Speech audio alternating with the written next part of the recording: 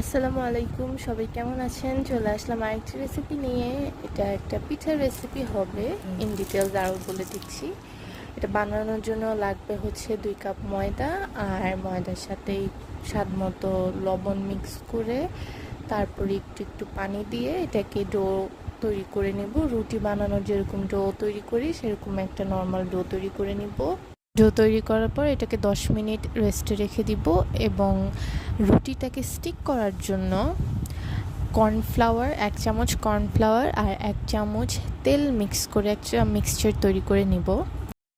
এই পিঠাটা আপনারা অনেকভাবে খেতে পারেন, যেমন যদি আপনারা আমি যেভাবে বানাই মিষ্টি করে সেভাবে যদি না বানান, জাস্ট ফ্রাই করে খান, তাহলে আপনারা এটা গরুর মাংস হাঁসের মাংস দিয়ে খেতে পারবেন। খুবই ক্রিস্পি হয়, খুবই মজা হয়, একটা অন্যরকম একটা মানে পরোটা টাইপের টেস্ট আসে।